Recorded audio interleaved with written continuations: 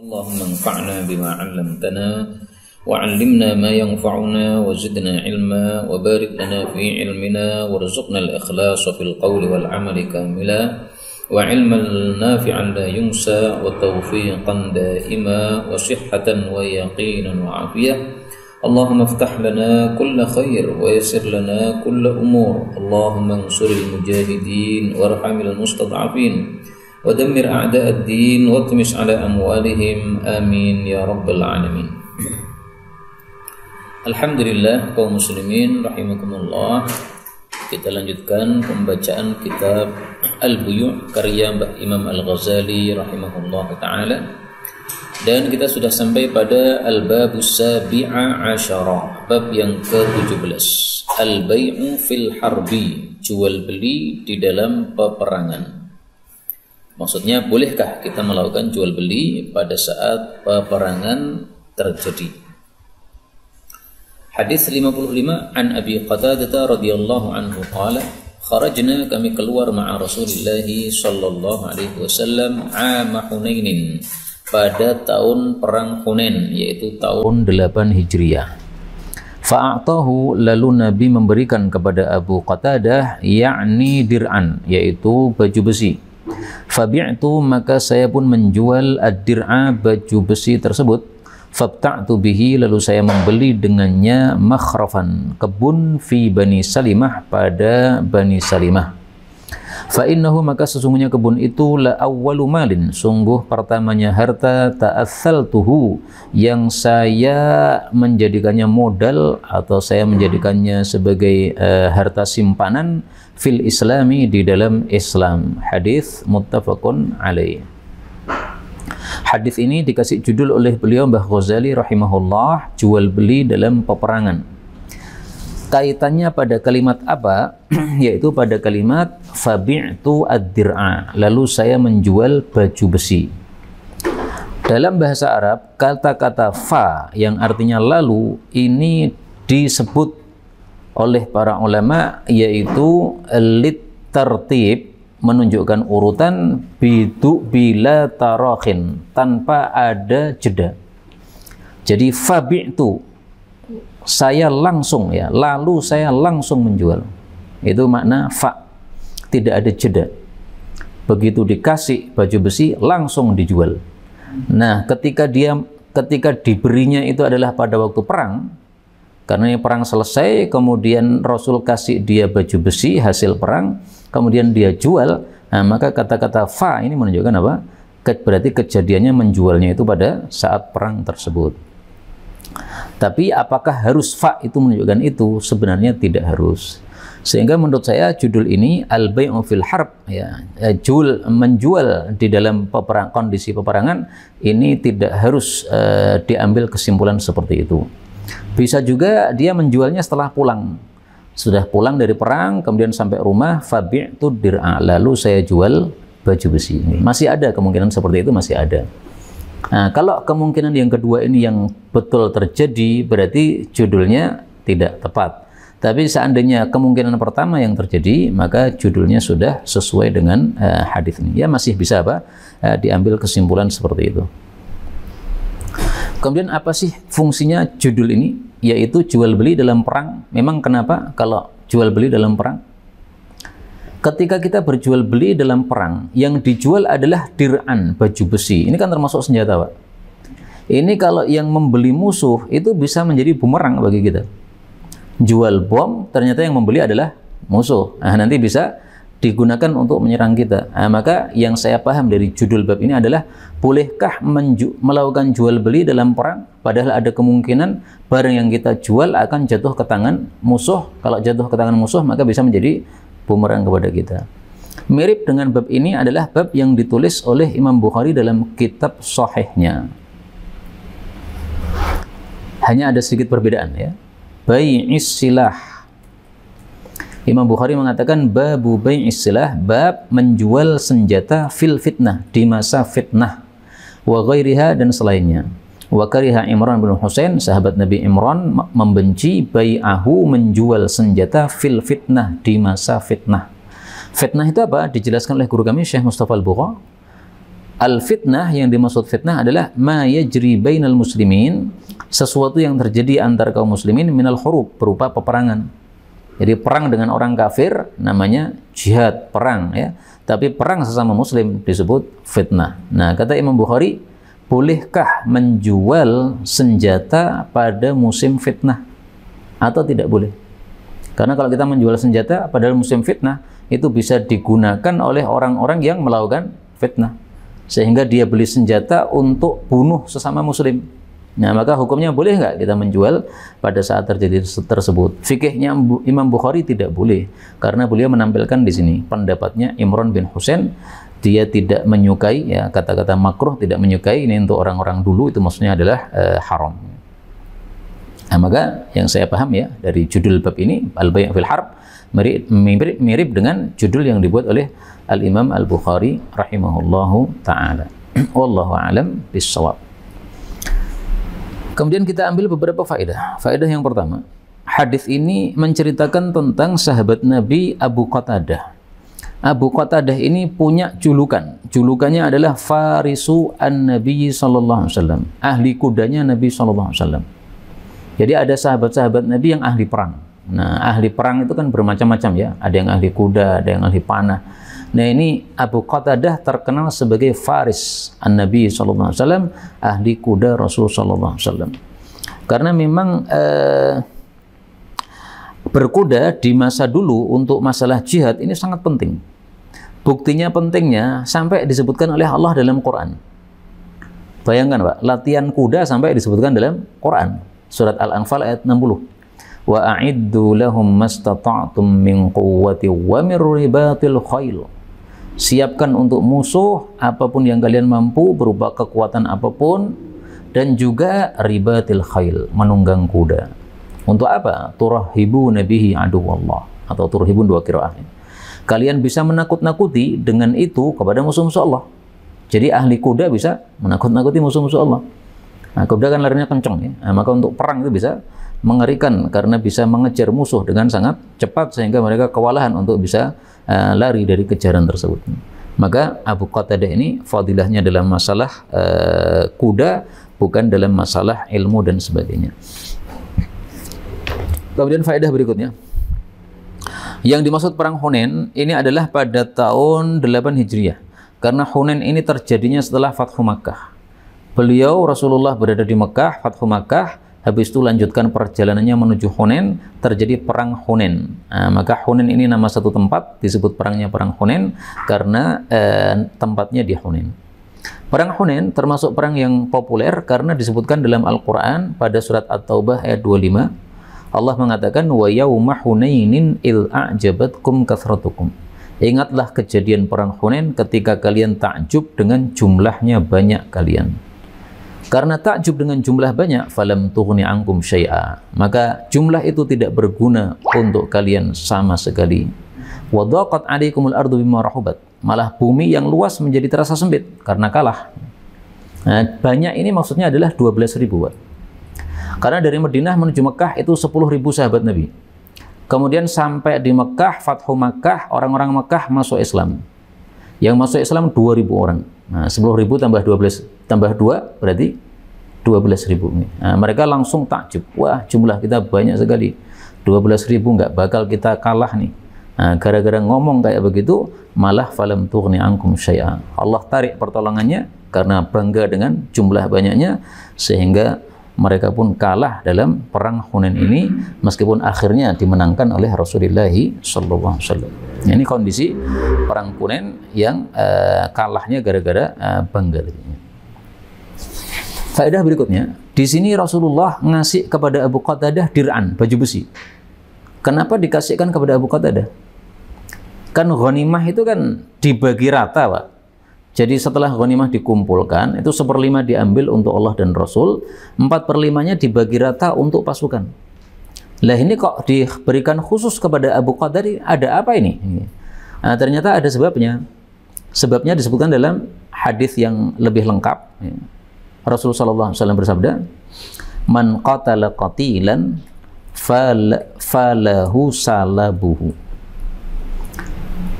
Man qatala kafiron, barang siapa yang berhasil membunuh seorang kafir, falahu salabuhu, maka dia berhak mengambil salapnya orang kafir tadi. Salap itu harta yang dia bawa pada saat perang tadi. Dia membawa baju besi, dia membawa pedang, dia membawa arloji, dia membawa dompet, itu semuanya jadi hak milik orang yang berhasil membunuh. Nah, ini Abu Qatadah ini kan ahli perang. Nah, sehingga ketika selesai perang, Rasulullah itu berkhutbah, siapa yang berhasil membunuh seseorang tadi pas perang, nah, maka silahkan datangkan bukti bahwa dia yang membunuh orang tadi, maka salapnya akan saya kasihkan. Maka Abu Qatadah ini merasa dia sudah membunuh orang yang tadi, ya.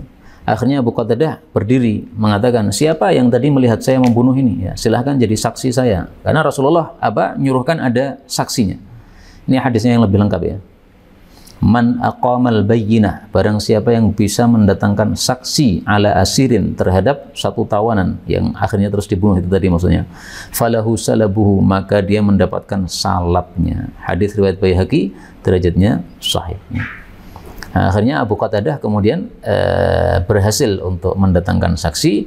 Dia pun dikasih oleh Nabi ad-dir'a, yaitu baju besi tadi, karena baju besi ini merupakan salapnya. Nah, salap itu khusus yang dibawa saja, Pak. Yang nggak dibawa nggak termasuk.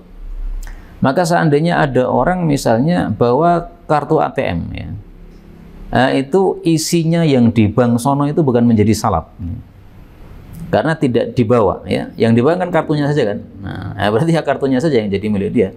Tapi isinya kartu atau harta yang tersimpan itu bukan menjadi milik dia. Harus dikembalikan kepada apa? Ghanimah. Kemudian tentang salap ini diperselisihkan juga bagaimana kalau dia membawa kuda. Apakah kuda termasuk salap atau tidak? Ada yang mengatakan kuda termasuk salap, ada yang mengatakan tidak. Terus kalau termasuk salap, kalau dia membawa 5 kuda, apakah yang jadi salapnya kuda yang dia tunggang atau semua 5 kuda tadi? Nah, ada perselisihan di antara para ulama rahimahumullah ta'ala.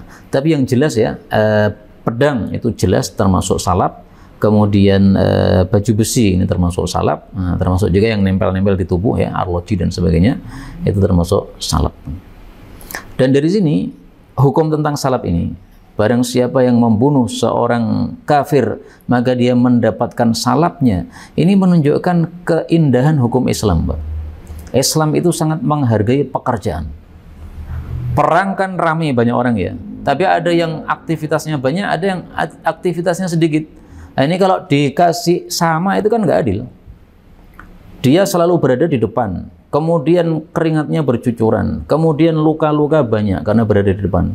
Terus yang ada di belakang nggak luka sama sekali dan tidak lelah. Kalau dikasih sama kan nggak adil begitu. Nah, maka Islam memberikan orang yang berhasil melakukan satu aktivitas di dalam perang yang menyebabkan kematian seseorang, itu berhasil untuk mendapatkan salapnya. Ini keindahan hukum Islam dan keadilannya. Faedah berikutnya, beliau mengatakan fabi'tud dir'a, lalu saya menjual baju besi tadi. Saya katakan tadi bahwa kata-kata fa ini tidak harus menunjukkan urutan langsung meskipun hukum asalnya begitu. Apa dalilnya? Dalilnya dalam Al-Quran kita temukan. Allah Subhanahu wa ta'ala menceritakan tentang Maryam alaihissalam. Maryam alaihissalam ketika bertemu dengan malaikat Jibril mengatakan, saya adalah utusan Rabbmu, saya disuruh memberikan kepada engkau anak yang suci, yaitu Nabi Isa. Maka Maryam mengatakan, bagaimana mungkin saya punya anak padahal saya tidak jima dengan laki-laki yang memang nggak punya suami, ya, dan saya bukan pelacur. Maka dijawab, ya seperti itulah dikatakan oleh Allah Subhanahu wa ta'ala, itu mudah bagi Allah, dan supaya kami menjadikan dia sebagai bukti kekuasaan Allah untuk manusia dan seterusnya. Fahamalathu, lalu Maryam mengandung Nabi Isa. Fantabadat bihi makanan qasiyya fa'aja'ahal makhot ila jil'in nakhlah, lalu dia merasakan makhot. Makhot itu rasa sakit akan melahirkan. Ini kan semuanya pakai fa, Pak. Fa, ya. Nah, kalau ini dipahami langsung tanpa jeda, ya berarti begitu ketemu Jibril langsung belendung, langsung sakit, langsung melahirkan. Nah, ini tafsiran begini tidak dipakai oleh mayoritas para ulama. Maka mayoritas para ulama mengatakan ini hamilnya normal ya. Ya hamilnya 9 bulan 10 hari. Setelah kesakitan kemudian baru datang ke bawah pohon. Setelah itu kemudian ngograk menggoyang-goyangkan pohon tadi. Akhirnya apa? Jatuh itu korma-korma yang masih muda itu. Nah, prosesnya ya lama seperti itu, tidak secara langsung nih. Meskipun semuanya pakai fa nih. Fa'aja'aha fa lagi. Fanadaha fa lagi nih. Nah, tapi memang fa itu tidak selalu menunjukkan langsung. Nah, fabi'tu ini juga ada kemungkinan menjualnya setelah pulang, sangat ada kemungkinan. Faedah berikutnya. Fabta'tu. Nah, ini Pak. Lalu saya membeli kebun di Bani Salimah. Ini kalau fa-nya diartikan langsung, kayaknya jauh banget. Pas perang, kemudian langsung dapat ghanimah, langsung dijual, langsung beli tanpa ada jeda. Nah, susah kan seperti itu? Membayangkannya susah. Nah, maka fa ini menurut saya dalam kasus ini lebih cocoknya bukan yang seperti biasanya, yaitu malah ini ada jedanya. Kemudian faedah berikutnya. Dalam hadis ini disebutkan Bani Salimah. Ini jangan salah baca, karena banyak orang membacanya Salamah. Salah, ya. Salimah. Semua Salamah itu cara bacanya Salamah, kecuali Bani Salimah ini. Ini cara bacanya Salimah, khusus Bani Salimah. Untuk yang lain-lain Salamah. Saya kasih contoh. Dalam hadis disebutkan nama seorang sahabat Nabi, namanya Salamatu binul Aqwa. Nah, ini Salamah, Pak. Perhatikan lamnya ya, Salamah. An Salamatu binul Aqwa. Kapan dibaca Salimah? Ketika yang dimaksud adalah Bani Salimah, yaitu kabilahnya Mu'ad bin Jabal Bani Salimah. Bani Salimah ini adalah orang-orang yang rumahnya jauh dari kota Madinah. Jadi ini kota Madinah, dia berada di pinggir kota, ya. Sehingga kalau mau ke Masjid Nabawi itu jauh. Nah, mereka akan pindah ke dekat Masjid Nabawi, oleh Nabi SAW dipanggil, ya Bani Salimah, wahai Bani Salimah. Nah, ini lamnya di kasroh. Ala tahtasibuna atharakum, kenapa kalian tidak mengharap pahala dari langkah-langkah kalian ilal masjid, ke masjid? Artinya jangan pindah, udah. Dalam hadis yang lain, ya Bani Salimah, wahai Bani Salimah, diyarakum, tetaplah berada di kampung kalian meskipun jauh dari masjid saya, dari masjid kami, ya. Tuktab atharukum, karena akan dicatat oleh Allah pahala-pahala langkah-langkah kaki ke masjid. Athar itu artinya bekas, bekas itu maksudnya bekas langkah-langkah kaki ke masjid. Dan ini disebutkan dalam Al-Quran juga, ya. Allah katakan wa atharuhum. Inna nahnu nuhyil mauta wa naktubu ma qaddamu wa atharahum. Sesungguhnya kami Allah akan menghidupkan orang-orang mati dan kami mencatat apa yang mereka lakukan dan juga bekas-bekas mereka. Nah, bekas-bekas ini salah satu tafsirannya adalah bekas langkah kaki. Langkah kaki kemana? Ke masjid, ada pahalanya. Langkah kaki kemana? Ke perjudian, ada catatannya, ya. Langkah kaki ke konser, ada catatannya. Semua itu nanti akan dibalas oleh Allah Subhanahu wa Ta'ala. Nah, ini tentang Bani Salimah, kabilahnya Mu'ad bin Jabal radhiyallahu ta'ala anhu. Faedah berikutnya, dalam hadis ini Abu Qatadah mengatakan setelah membeli kebun tadi, dia katakan itulah harta pertama saya yang menjadi harta simpanan saya di dalam Islam. Artinya dulu hidupnya miskin, tapi setelah perang mendapatkan ghanimah berupa dir'un, yaitu baju besi. Baju besi ternyata harganya mahal, Pak. Bisa digunakan untuk membeli satu kebun, ya. Nah, jadi baju besi zaman dulu mungkin ya berbeda dengan zaman sekarang, ya. Masih sangat mahal mungkin, wallahu a'lam. Nah, kalau sekarang ya juga saya nggak tahu sih harganya berapa, nggak pernah beli, ya. Tapi bisa digunakan untuk membeli kebun ini. Nah, ini menunjukkan apa? Bahwasanya seseorang Muslim itu boleh memiliki harta kebun, ladang, nggak ada masalah. Ta'assal tuh, ya, saya menyimpannya, menjadikan kekayaan, nggak ada masalah. Adapun hadis yang melarang, kita harus paham secara benar, jangan dipahami secara zahirnya, nanti bertentangan dengan hadis-hadis yang lain. Rasulullah bersabda, la tattakhidhu dhai'ata, janganlah kalian itu memiliki dhai'ah. Apa artinya dhai'ah? Tafsirkan oleh para ulama. Doy'ah itu adalah al-qaryah allati tuzra', tempat untuk menanam, ya sawah, ladang, semua itu disebut doy'ah. Kalian jangan punya doy'ah. Berarti kita nggak boleh punya ladang kan? Tapi ada lanjutannya, fatarghabu fid dunya. Akhirnya kalian tuh cinta kepada dunia. Nah, kalimat inilah yang dipahami oleh para ulama. Berarti larangannya itu kalau menyebabkan cinta dunia. Kalau tidak, nggak ada masalah. Jadi kita punya ladang, punya toko, punya bisnis apapun, silahkan, nggak ada masalah. Yang penting terakhirnya ini jangan dilakukan ya. Fatarghabu fid dunya. Akhirnya cinta dunia. Cinta dunia sehingga mengambil harta dunia tanpa peduli halal haram, nah itu tanda bahwa dia cinta dunia, sehingga untuk mengembangkan bisnis pakai bunga bank dan sebagainya, ini termasuk yang dilarang oleh baginda Rasulullah Sallallahu Alaihi Wasallam. Bismillah. Barangkali sebelum kita lanjutkan ada pembahasan karena bab baru. Maka Pak. Ada dua hal yang perlu kita pahami. Okay. Yang pertama, ketika pertama menggunakan kuda. Kuda. Kemudian apa istilahnya kalau sekarang? Kemudian sekarang apa? Kalau kuda saya kira ya kurang sekarang. Oh ya. Itu yang pertama. Ya. Kemudian yang kedua, ketika mendapatkan rumah, maka segera dijual. Ya. Ini hikmahnya apa? Oh ya. Tidak boleh menyerupai orang kafir atau musuh atau begini. Oh ya. Baik. Yang pertama kuda. Ya. Beliau tadi bertanya, kalau kuda zaman sekarang kan sudah seperti tidak digunakan seperti zaman dulu. Ya. Kita melawan tank pakai kuda, kalah. Pertanyaannya sudah benar. Tapi kita tampilkan dalil. Mari kita tampilkan dalil. Dua dalil, Pak. Dalil yang pertama, al-khailu ma'qudun fi nawasihal khair ila yaumil qiyamah.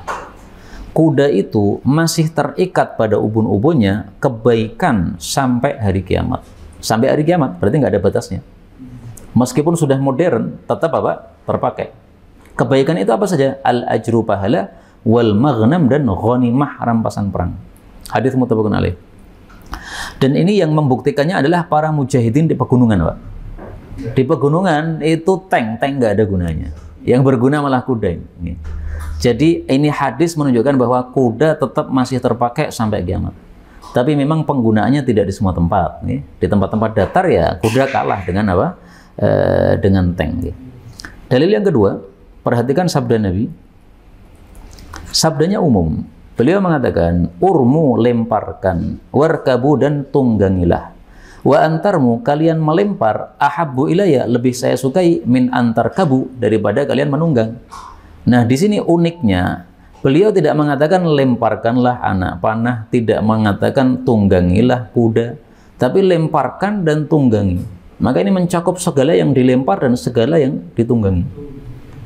Maka urmu ini termasuk bom, Pak. Selain bom apa lagi yang dilemparnya? Nah, bom itu termasuk yang urmu. Warkabu ini termasuk tank dan sebagainya, ya, termasuk pesawat. Kata beliau, wa antarmu ahabbu ilayya, kalian bisa melempar lebih saya sukai daripada bisa menunggangi.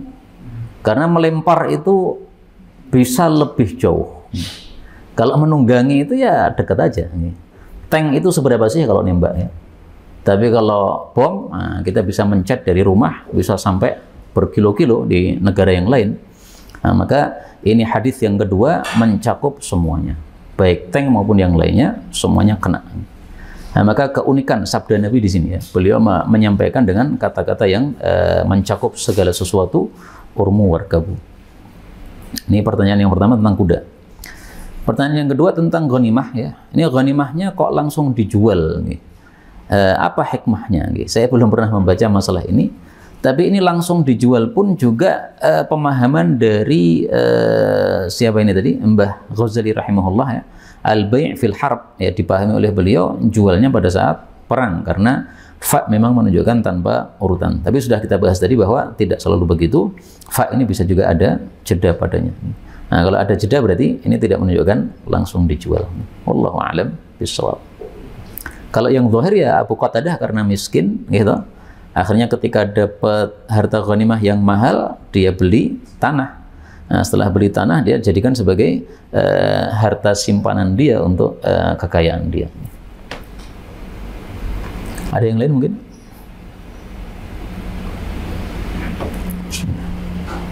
Kalau menjadi harta simpanan itu kena zakat ya? Menjual ini?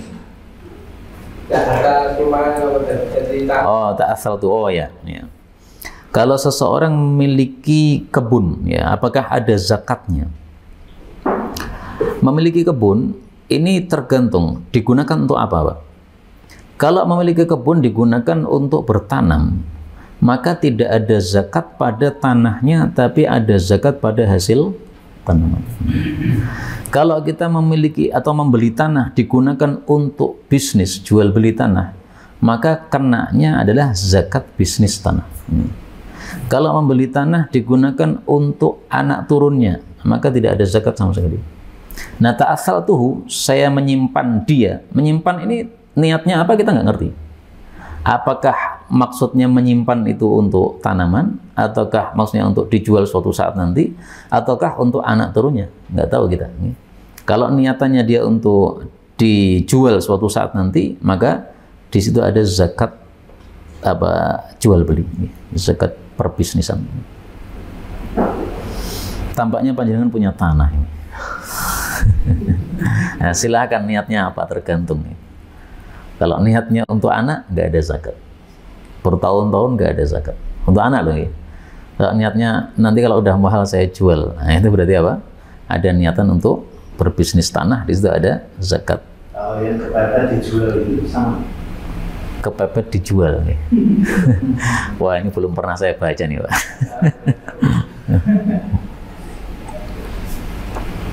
Kalau nggak kepepet berapa, Pak?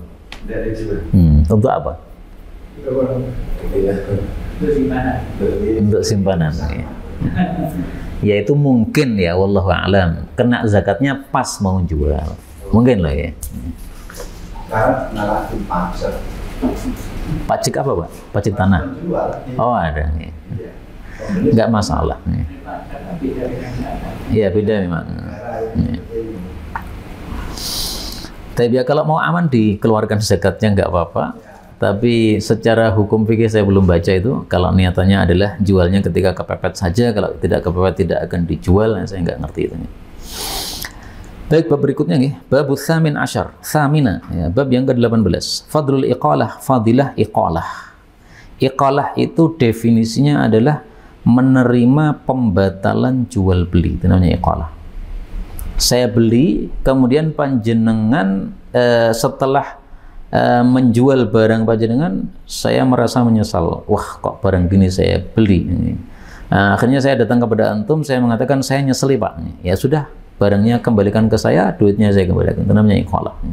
Maka iqalah ini bisa dari penjual, bisa dari pembeli.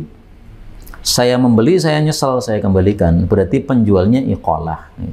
Atau penjualnya setelah ngasih ke saya nyesel, akhirnya saya kembalikan, saya iqalah. Nah, fadilahnya apa iqalah ini? An Abi Hurairah radhiyallahu anhu qala qala Rasulullah sallallahu alaihi wasallam, man aqala, barang siapa yang iqalah musliman kepada seorang muslim, aqalahullahu, Allah akan melakukan iqalah kepada asratahu, dosa-dosanya atau kesalahan-kesalahannya, alias dimaafkan oleh Allah Subhanahu wa taala. Allah akan menerima dosa-dosanya atau dimaafkan oleh Allah Subhanahu wa taala. Hadis riwayat Abu Dawud. Jadi fadilahnya iqalah adalah dosa-dosa kita dilonggarkan oleh Allah Subhanahu wa taala sebagaimana kita sudah melonggarkan kepada orang lain. Maka hadis ini termasuk apa yang disebutkan oleh para ulama dengan istilah al-jaza'u min jinsil amal. Balasan disesuaikan dengan jenisnya perbuatan. Perbuatannya melonggarkan kepada orang, maka Allah pun melonggarkan terhadap kita. Dan ini dihasung oleh Allah dalam ayat ketika menyebutkan sifat Allah Subhanahu wa taala. Afuwan. Afuwan itu maha pemaaf. Ayatnya ini, Pak. Ayat An-Nisa 149. In tubdu khairan au tukhfu au ta'fu an su. Kalau kalian tuh memaafkan keburukan orang, fa innallaha kana afuwan qadira. Allah juga Maha Pemaaf. Seolah-olah Allah mengatakan, kalau kamu memaafkan orang, saya ikut memaafkan kamu. Maka di sini disambungkan antara ta'fu dengan kana afuwan. Janji dari Allah Subhanahu wa taala. Ini sama juga, man aqala musliman aqalallahu athratahu. Dan iqalah ini bisa 3 kemungkinan. Yang menyesal penjual bisa, yang menyesal pembeli bisa, yang menyesal dua-duanya bisa. Saya pernah beli nyesel Pak saya. Karena Pak, ya kurang pengalaman. Saya tanya seseorang, kamu beli ini harga berapa? Harga 370. Terus saya ikut-ikutan, ya sudahlah, saya berarti mau dengan harga 370. Saya beli dengan harga 370, dia mau. Padahal awalnya dia nawarkan harga 400. Saya merasa udah udah seharga. Ya. Kemudian ada orang lain mengetahui harga segitu, mengatakan, wah terlalu mahal itu. Lah berapa Pak? Itu rata-rata 250 gitu. Nah, saya sudah bayar 370, ya. Padahal 250. Nah, ada penyesalan. Ya. Nah, tapi karena sudah terlanjur, ya sudah. Saya anggap itu rezeki dia. Nah, seandainya saya kemudian datang kepada dia, Mas, kowe dodole kelarangan, nah, dan dia menerima. Nah, ini fadilahnya ini. Man aqala musliman aqalallahu athratahu. Iya, yang penjual kalau mau mengembalikan uangnya ke saya, terus barang saya kembalikan ke dia, nah, berarti dia sudah mendapatkan fadilah iqalah dari dia, memaafkan apa? Dan iqalah ini menurut para ulama tidak hanya dalam jual beli, tapi apa? Fil bai'i wal bai'ati. Ini penjelasan ulama Pak ya. Baik dalam jual beli maupun dalam bab bai'at. Penjelasan para ulama dalam kitab-kitab syarah seperti itu. Nanti silahkan dicari dalam kitab-kitab syarah. Nah, janji setia pun bisa dibatalkan. Karena itu kalau kita ngambil janji setia kemudian ada yang membatalkan, ya nggak usah pelit-pelit lah. Ada fadilahnya melonggarkan itu. Ini biasanya terjadi pada pesantren misalnya. Jadi misalkan sudah ada janji setia di awal masuk pesantren untuk belajar di situ selama 3 tahun tidak keluar. Ternyata 2 tahun sudah nggak kerasan. Akhirnya pengen membatalkan. Nah ini kalau mau menerima pembatalan, ini fadilahnya ini. Man aqala musliman aqalallahu athratahu. Lembaganya. Iya, berarti lembaganya disuruh untuk menerima. Tapi yang melihat Pak, melihat kasus.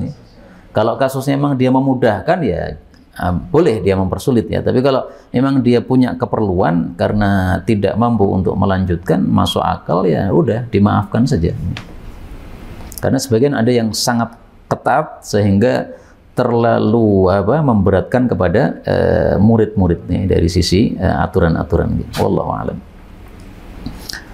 Sebelum kita lanjutkan bab 19, mungkin ada pembahasan. Hadisnya pendek.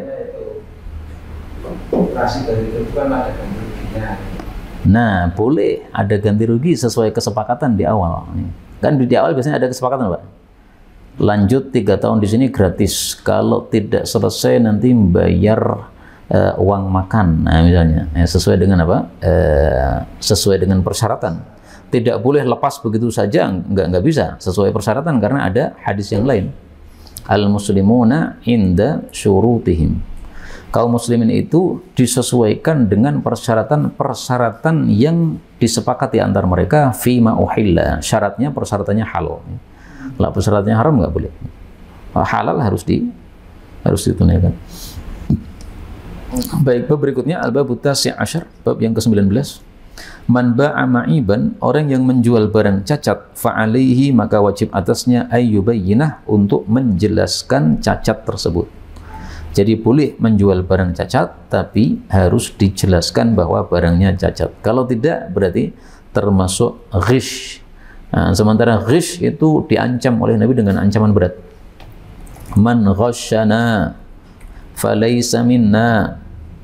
Barang siapa yang menipu kami, tidak termasuk dari golongan kami. Ini hadis riwayat Tabarani, demikian juga riwayat Bukhari dan yang lain-lain. Man ghasya falaysa minna. Siapa yang menipu bukan termasuk dari golongan kami.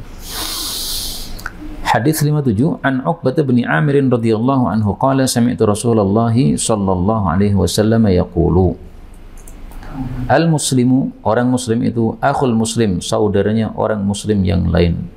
Wala yahilu, dan tidak halal alias haram li muslimin, bagi seorang muslim ba'a min akhihi, yang menjual kepada saudaranya, ya. Min itu diartikan kepada karena sambungannya ba'a. Ba'a menjual min kepada akhihi, saudaranya, bai'an satu jual beli, fihi aibun yang di dalamnya ada cacat, illa bayyanahu lahu, kecuali dia menjelaskan cacat itu kepadanya. Hadis riwayat Ibnu Majah, derajatnya sahih.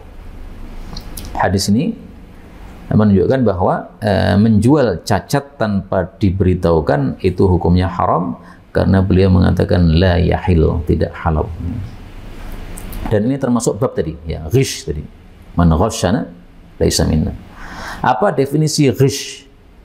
Para ulama mengatakan al-ghishu aksu an-nushi. Ghish itu kebalikan dari nusah. Nusah itu nasihat. Nasihat itu definisinya adalah menghendaki kebaikan kepada orang lain, itu nasihat. Definisinya adalah apa? Iradatu khairin li ghairin. Iradatu khairin, menghendaki kebaikan, li ghairin, kepada orang lain. Nah, kalau kita menjual cacat tidak ngasih tahu, ini berarti tidak menghendaki kebaikan kepada orang lain, maka disebut ghish. Nah, Rasulullah bersabda tentang nasihat itu, ad-dinu an-nasihatu. Ad-dinu, agama itu, an-nasihah, adalah nasihat. Artinya kalau kamu beragama pasti kamu bernasihat kepada siapa? Kepada Allah, kepada Al-Quran, kepada Rasulullah, kepada pemimpin-pemimpin muslimin, para ulama, dan kepada ammatihim, seluruh kaum muslimin. Nah, maka menjual barang cacat kepada muslim tanpa menjelaskan, ini berarti agamanya rusak. Ad-dinu nasihah, karena agama itu adalah bernasihat. Tidak bernasihat berarti nggak punya agama atau agamanya cacat. Kemudian hadis ini disampaikan oleh Nabi dengan muqaddimah, al-muslim akhul muslim. Muslim saudaranya orang muslim. Artinya sebagaimana kita punya saudara, kakak atau adik, tidak mungkin kita nipu. Nah, maka kepada seluruh muslimin itu sikap kita harus seperti itu. Seperti adik kita, seperti kakak kita sendiri, nggak nipu. Ada cacat ya dibilangkan. Dan ini hadis disampaikan oleh Nabi dengan dua lafal. Yang pertama al-muslim akhul muslim, yang kedua al-mu'min akhul mu'min. Al-mu'min, orang yang beriman itu, akhul mu'min, saudaranya orang beriman. Maka tidak halal bagi orang beriman untuk membeli atas jual beli saudaranya. Tidak boleh melamar atas lamaran saudaranya sampai dia tinggalkan. Ini hadis riwayat Imam Muslim. Nah, pelajaran yang dapat kita ambil dari kalimat ini, al-mu'min akhul mu'min, kemudian di sini adalah al-muslim akhul muslim, ini menunjukkan bahwasanya muslim dan mukmin itu sama. Makanya para ulama mengatakan lafdhani, ada dua kata, idzajtama'a, kalau kumpul disebut dua-duanya, iftaraqa, akan pisah, alias masing-masing punya makna sendiri-sendiri.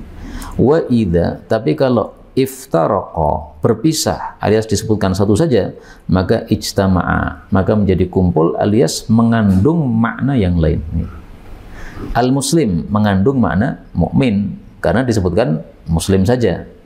Al-mukmin mengandung makna muslim karena disebutkan mukmin saja.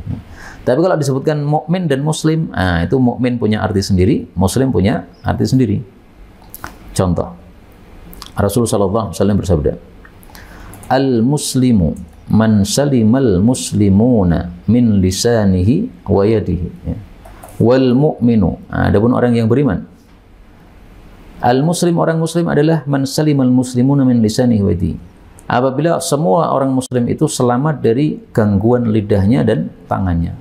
Adapun orang beriman adalah orang yang manusia itu merasa aman terhadap darah-darah mereka dan harta-harta mereka dari orang tersebut. Nah, dibedakan oleh Rasulullah sallallahu alaihi wasallam. Hadis ini riwayat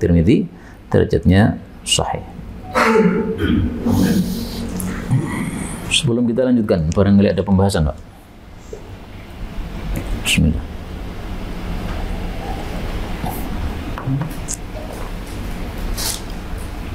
Kita tambah ya. An Abi Siba', dari Abu Siba'. Nah, ini nama jangan dipakai, Pak. Karena Siba' ini artinya binatang buas. Abu Siba' berarti bapaknya binatang-binatang buas. Ini adatnya orang Arab dulu, itu kalau ngasih nama untuk anak itu yang mengerikan. Ngasih nama untuk budak itu yang bagus-bagus. Karena ngasih nama untuk anak itu tujuannya untuk nakuti musuh, Pak. Karena kan sering perang ya. Nah, maka kalau perang kemudian musuhnya bertanya, ini yang mimpin siapa? Siba. Nah, udah ketakutan semua. Kalau budak itu kasih nama Nafi, bermanfaat, Aflah, beruntung. Nah, jadi kalau dipanggil mana Nafi, nah, rasanya enak gitu. Tapi ini adat orang-orang Arab ya, bukan adat Islam. Nah, sehingga ini jangan ditiru seperti ini. Jangan kasih nama anak kita macan atau singo dan sebagainya. Setelah itu saya membeli naqatan, seekor onta betina, min dari Wathilah bin Asqa, dari rumahnya Wathilah bin Asqa. Falamma maka tatkala kharajtu biha, saya keluar dengan onta tadi, adrakana, menyusul kami Wathilah bin Asqa, wa huwa, sementara dia itu yajurru ridahu, menyeret selendangnya. Ini dijadikan dalil oleh yang berpendapat bolehnya isbal kalau tidak sombong. Padahal ini bukan perbuatan Rasulullah sallallahu alaihi wasallam. Ini hanya perbuatan Wathilah, bukan dalil. Kalaupun ini dijadikan dalil, ini tidak bisa juga karena ya jurur ridaahu, ini banyak kemungkinan. Kemungkinan pertama, sebelum dilarangannya isbal. Kemungkinan yang kedua, dia melakukan tanpa sengaja.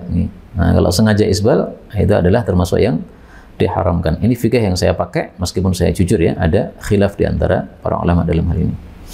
Faqala, lalu dia mengatakan, ya Abdullah, wahai Abdullah, ishtaraita, kamu sudah membeli? Qultu na'am, saya jawab, iya. Qala, dia mengatakan, hal bayyana laka, apakah dia menjelaskan kepada engkau ma fiha, apa yang ada padanya, yaitu cacat.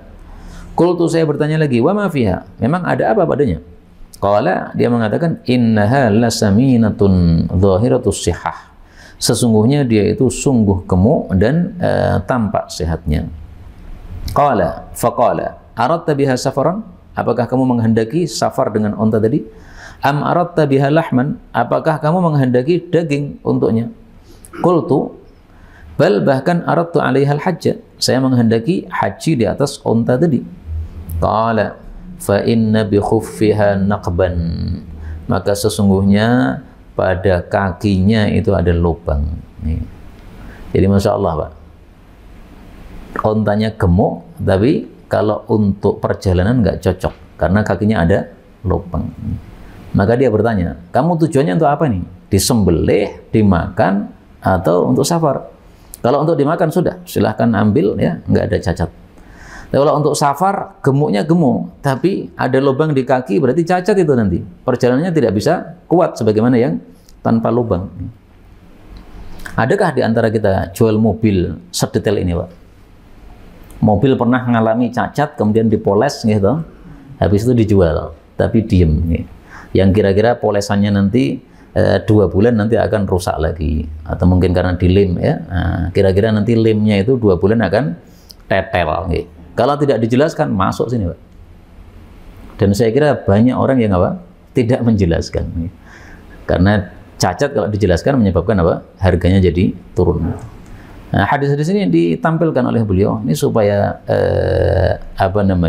seorang muslim kalau melakukan jual beli ini dalam sesuai dengan sunnah baginda Rasulullah sallallahu alaihi wasallam. Ini fungsinya mempelajari hadis dari Nabi seperti ini.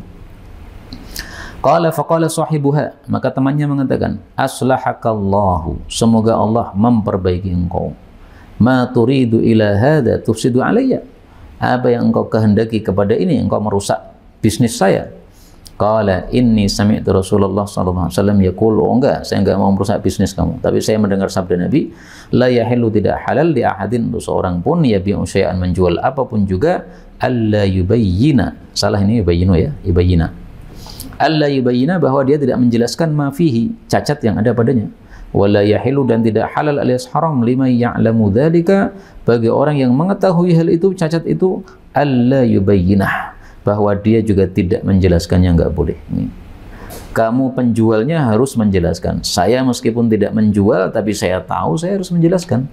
Hadis riwayat Imam Ahmad, dan hadis ini diriwayatkan juga oleh Ibnu Majah dengan lafal man ba'a aiban lam yubayyinhu. Barang siapa yang menjual cacat tanpa menjelaskan, lam yazal fi maqtillah, terus menerus dalam murka Allah, wa lam tazalil malaikah tal'anuh, terus menerus malaikat melaknati dia.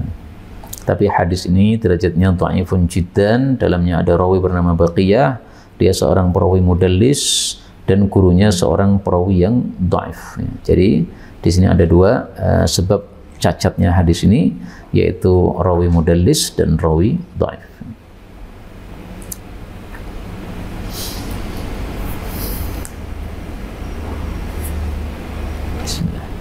Ada pembahasan, Pak?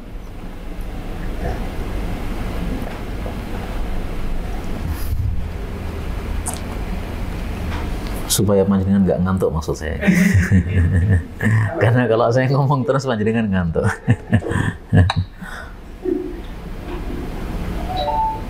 Tanya Ustaz. Nggih, monggo. Kalau menjual itu kan tadi yang dijelaskan itu kaitannya dengan barang yang barang mati. Iya. Kalau yang kita jual itu barang hidup, contohnya itu burung. Iya. Burung itu semula boleh dikatakan burung itu kan suaranya yang Bagus. Yang mahal itu yang suaranya bagus. Tapi saat dimiliki pemiliknya suaranya bagus. Kemudian setelah pindah ke tempat pembelinya, kadang istilahnya itu kendak, penyelesaiannya belum. Nah kemudian yang seperti itu bagian dari bisu tadi, menyembunyikan yang tidak. Kalau saya memberikannya dalam keadaan sehat walafiat, kemudian pindah ke tangannya pembeli berubah, itu bukan tanggungan penjual.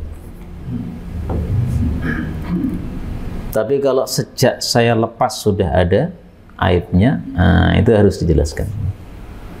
Tapi kalau kasus yang panjenengan tanyakan itu akhirnya tidak ada apa kaitannya sama sekali dengan penjual, tapi kaitannya dengan adaptasi berarti, Pak. Perlu adaptasi atau gimana? Kenapa? Penyesuaian. Ya mungkin menunggu 1 pekan lagi atau bagaimana. Baiklah, kalau tidak ada pertanyaan, nggak ada masalah, kita ambil beberapa faedah ya. Faedah yang pertama, di sini disebut naqah. Naqah tadi saya artikan onta betina, dan tampaknya sudah pernah saya jelaskan. Kalau ba'ir itu onta secara umum, kalau jamal itu onta jantan, kalau naqah itu onta betina, kalau ibil ini rombongan atau jamaah unta. Nah, maka bahasa Arab itu sangat-sangat kaya, beda jenis pun beda nama. Tidak seperti kita ya, unta banyak ya unta, unta cewek ya unta, cowok ya unta, semuanya unta. Bahasa Jawa pripun? Banyak kosakata. Banyak ya. Nah, ini masalah seperti ini. Kalau pengen mendalami itu nanti masuknya pada kitab Fiqhu al-Lughah, fikih bahasa. Nah, Fiqhu al-Lughah itu membahas seperti itu, Pak. Kapan seorang manusia itu disebut tifl, anak, kapan disebut syab, pemuda, kapan disebut kuhul, ya, kapan disebut syekh, kapan disebut harim. Nah, itu masuknya pada ini Fiqhu al-Lughah Wasirul Arabiyah, ditulis oleh siapa ini ya? Nah, mungkin Tha'alibi ini penulisnya. Saya mencoba apakah kata-kata al-ba'ir ditulis oleh beliau. Nah, ternyata ada ya pembahasan tentang al-ba'ir di sini. Fiqhul Lughah ini ditulis oleh Al-Imam Ats-Tsa'alibi, wafat tahun 429. Baik, faedah berikutnya. Di sini disebutkan sahabat Nabi bernama Wathilah ibn al-Asqa. Wathilah ibn al-Asqa, seorang sahabat Nabi, biografinya bisa kita cari di sini. Ini yang apa? Ada tanda kotak, kemudian ada tangan. Nah, ini maksudnya untuk mencari biografi seseorang. Diklik saja, kemudian kita masukkan namanya di sini. Muncul nama Wathilah ibn al-Asqa. Dia adalah Abu Qursafah. Nama kunyahnya Abu Qursafah. Matinya di Syam pada tahun 85 Hijriah. Dia seorang sahabi min ahli suffah, termasuk ahli suffah. Nah, jadi fadilahnya Maktabah Syamilah ini untuk kita bisa mengetahui biografi para tokoh-tokoh, baik itu sahabat Nabi maupun yang lain-lain. Min ashabi suffah, termasuk ahli suffah. Aslama sanata tis'in, masuk Islamnya tahun 9, berarti sudah hampir wafat Nabi, ya. Dia ikut pada perang Tabuk, ini perang terakhir Nabi SAW. Dia termasuk fakir kaum muslimin dan dia tala umruh, usianya panjang. Nama kunyahnya banyak, Abul Khattab, Abul Asqa, Abu Qirsafah. Ini biasanya karena anaknya banyak, Pak. Jadi ada namanya, anaknya ada Khattab, sehingga disebut Abul Khattab, nah, begitu. Rawa anhu, yang meriwayatkan darinya banyak sekali, ini karena usianya panjang tadi. Walahu masjidun masyhur, dia memiliki masjid yang populer di Damaskus. Nah, jadi para sahabat-sahabat Nabi itu, saya pernah baca syarah dari Syekh Utsaimin kalau nggak salah. Beliau mengatakan semua sahabat Nabi itu punya wakaf. Ini salah satu contohnya. Walahu masjidun masyhurun bi Damaskus. Dia punya masjid yang populer di Damaskus. Ini mungkin yang dimaksud adalah wakaf dari beliau. Semua, ya. Mungkin kata-kata semua itu maksudnya adalah mubalaghah. Mungkin juga betul-betul karena Rasulullah SAW sangat sering menyampaikan tentang fadilah wakaf itu. Nah, pesantren ini dan buku yang kita pelajari ini ya termasuk dari wakaf ilmunya Mbah Ghazali rahimahullahu ta'ala. Qala Makhul, berkata Makhul an Wasilah, dari Wasilah dia mengatakan idza haddatstukum bil hadits ala ma'na, kalau saya menyampaikan hadis sesuai maknanya fahasbukum, udah cukup. Artinya tidak harus lafalnya plek dengan sabda Rasulullah sallallahu alaihi wasallam, ya.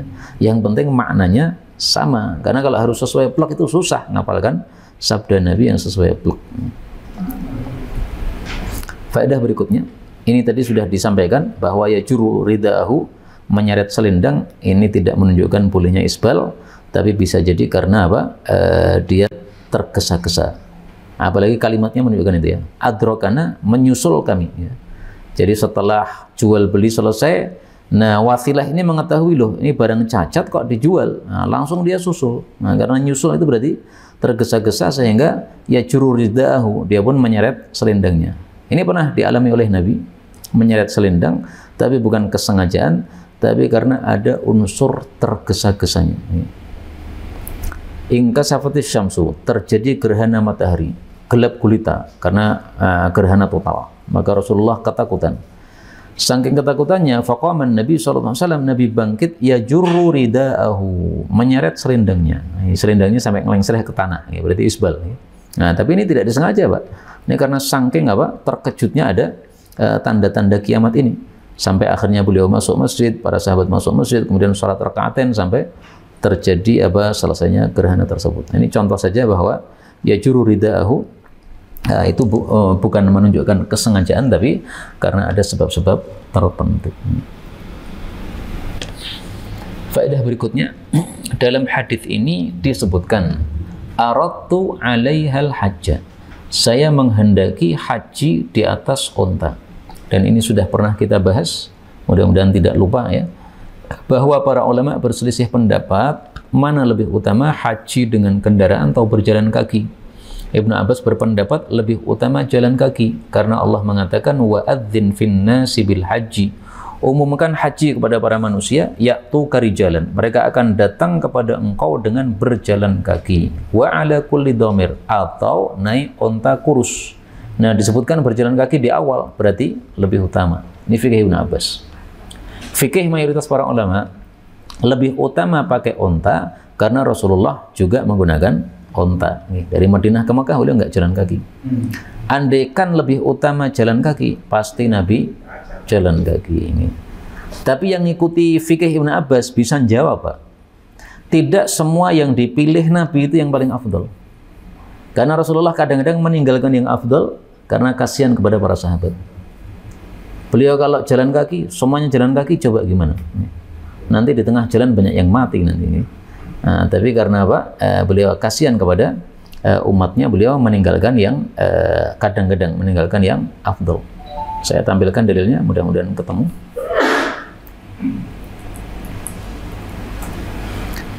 perkataan Aisyah. Nah ini Aisyah mengatakan, ingkana sungguh adalah Rasulullah SAW la yada'ul amal, kadang-kadang meninggalkan suatu amal, wa huwa yuhibbu ay ya'mal bih, padahal beliau suka dengan amal tadi, khasyata karena khawatir ay ya'mal bihin nas, orang-orang pada ikut, fayufrad alaihim, akhirnya oleh Allah diwajibkan. Nah, Rasulullah kasihan. Maka Rasulullah itu tidak pernah sholat duha secara kontinu. Wa inni la usabbihuha. Tapi kalau saya, kata Aisyah, saya kontinu sholat duha. Nah, maka Aisyah melakukan kontinu sholat duha bukan karena menyelisih Nabi, tapi karena tahu bahwa Nabi itu meninggalkan ada sebabnya. Nah, untuk saya nggak ada sebabnya. Nah, maka ngapain ditinggalkan gitu? Sampai di sini dulu ya. Barangkali ada pembahasan, dipersilahkan. Kalau tidak kita cobakan. Bismillah. Bagaimana Pak? Oh, bersiwak. Nggih, ya itu termasuk. Kata beliau, kalau tidak khawatir memberatkan, saya suruh, alias saya wajibkan.